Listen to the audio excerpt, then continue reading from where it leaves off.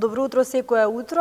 Ова утро ви се јавувам од катедралата во Католичката црква во Скопје во пресрет на големиот христијански празник на католиците кои што го прославуваат една недела пред православните христијани. Поточно сега во недела се одбележува католичкиот Великден. Дојдовме да ја посетиме ова католичка црква и со помош на Дон Давор Топик ќе поразговараме околу тоа како верниците овој период го минуваат. Јас имав можност да забележам на вратата дека поради COVID-19 состојбата катедралата работи до 17 часот, но секако одговорите ги има Дон Давор. Добро утро за вас. Добро утро и на вас и свим нашим гледателjima. Најнапред да ве прашам, споменав на вратата, забележав дека работите до 17 часот, вратите на катедралата се отворени до 17 часот. Што значи тоа? Како се поминува овој период? Дали верниците го посетуваат храмот?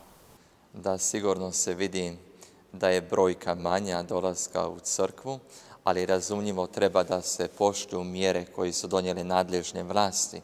I sada evo nalazimo se u tjednu u kojem je uvedeni policijski sat, tako da evo kao crkva mi preporučamo da naši vjernici se pridržavaju tih mjera koji donose nadležne institucije. Vjernici dolaze u crkvu sigurno u jednom manjem broju i pojedinačno.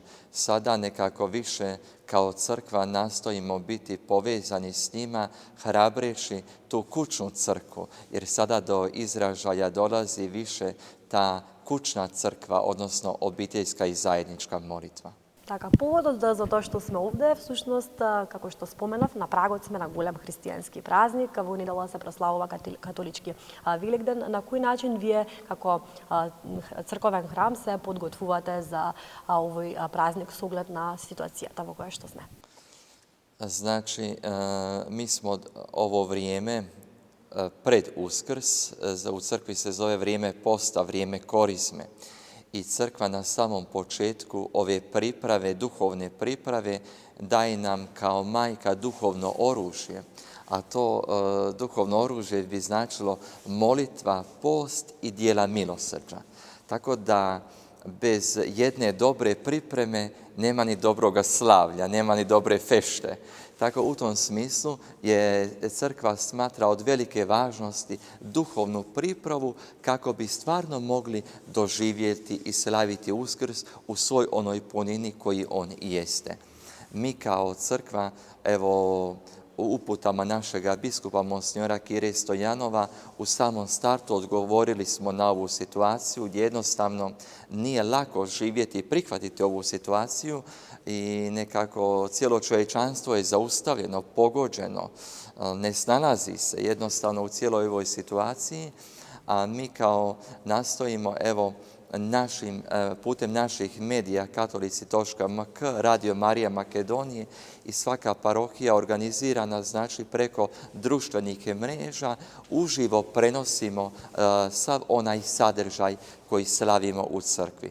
Znači, sve te mise se slave u crkvi, ali sve te mise se slave bez naroda. Tako da naši vjernici tim putem, zahvaljujući današnjoj tehnici, mogu biti prisutni sa svojim svećenicima i hraneći se svim onim sadržajem koji crkva ovim putem stavlja pred njih.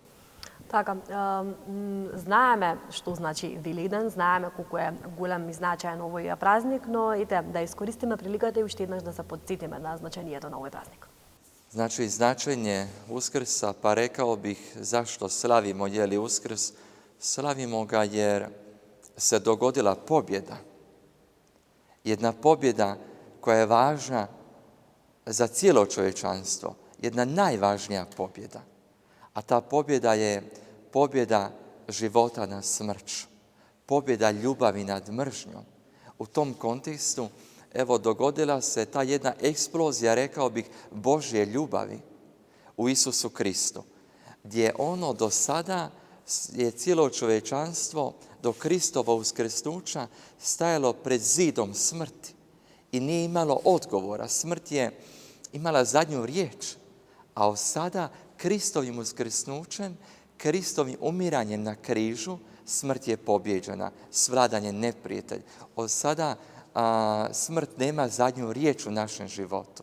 Evo zato crkva u svim svojim liturgijama, u svim svojim sadržajima i dan danas ne prestaje klicati od radosti.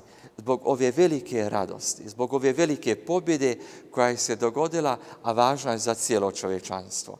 I zato ona kao majka svoju djecu uvijek na neki način duhovno odgaja i za ovaj Uskrs koji uvijek novi koji dolazi, da ga možemo slaviti uvijek na jedan novi način. Jer u svakom tom slavlju Bog traži naše srce. I slaveći Uskrs, On nas propituje gdje sam ja danas u ovoj situaciji. Jer Bog želi da ja slavim svoj Uskrs u crkvi u kojoj živim, u crkvi u kojoj gledam njegovu ljubav, susrećem njega kao živoga. I zato mene danas Bog traži i želi me izvesti iz moga ropstva, da i ja zajedno s njim slavim ovaj Uskrs i gledam pobjedu nad svakim ropstvom u ovom materijalnom svijetu koji nas zarobljuje, a često puta zbog našu krivu jednu postavljenost i krive odnose. Така, како вие како свештено лице ќе ги посоветувате нашите гледачи, верниците, да го прослават, да ги поминат овие празнични денови со оглед на тоа што ќе си земам за права, да речам за жал, нема да можат да го поминат во кругот на семејството и нели стандардно како што треба да се помина овој празник. Секако да ги почитуваат нели препораките на надлежните, да се заштитат себе си, а на кој начин да го одбележат достојно овој голем празник. Tako je, kao što ste rekli, valja nam se pridržavati ovih uputa nadležnih institucija, a rekao bi da upravo snagom vjere u pustinji sada ovoj koji živimo i pustinji ovoga svijeta, da otkrijemo Uskrs očima vjere kao jednu oazu u pustinji ovoga svijeta. Onda Bog djeluje. Onda upravo u tom jednom iskustvu Božje blizine možemo gledati jedni druge kao braća i sestre i dopustiti da stvarno Bog produbljuje naše zajedništvo.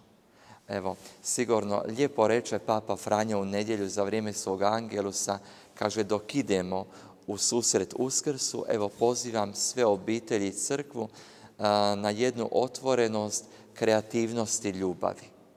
Tako što ćemo unutar sebe, unutar naših obitelji podijeliti možda neke poslove, zajedno sa našim roditeljima, gdje ćemo svi dobiti na neku zadaću možda unutar naše obitelji kako bi svi zajedno slavili. I sigurno, što stvarno stavlja na srce, jer i ova situacija u kojoj mi živimo može biti jedan izazov za rast u našem zajedništvu. U tom kontekstu rasta u zajedništvu, rasta okrećanja Bogu u cijeloj ovoj situaciji, ovaj Uskrs, vjerujem da za svakog čovjeka može imati jednu dubinu. Така, и за крај една ваша порака до нашите граѓани, до нашите гледачи, на кој начин да го поминат овој тежок период? Zovimo jedni druge, javimo se jedni drugima, jer možemo primijetiti da nas društvo nekako vrtoglavo usmjerava prema individualizmu. Do sada smo se čuvali, ja mislim samo na sebe, ja čuvam svoje zdravlje, a od sada sam pozvan živjeti, ja se čuvam da ne zarazim drugoga, ja se čuvam zbog drugoga.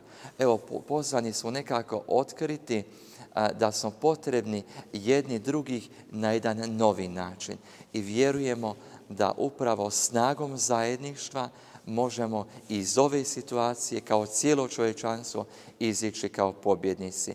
Svjedok sam i u crkvi, a vidimo i u svijetu i u cijeloj ovoj pustinji lijepi trenutaka zajedništva, lijepi svjedočanstava, pa i u našoj regiji. Pa tako u tom duhu, nitko od nas ne smije se zatvoriti, nego stvarno dajmo se uvesti u ovu avanturu s Bogom i jedni s drugima. Да, ви благодарам многу за отстапеното време, простор, за сите овие убави совети кои што ги споделивте со нас. Ви посакуваме однапред честит Великден. Hvala vama i svim slušateljima, odnosno gledateljima koji će slaviti Uskrs sada po Gregorijanskom kalendaru, a i sljedeći tjedan po Julijanskom kalendaru. Želim da je blagosloveno ovo vrijeme Uskrsa. Hristos Voskrese.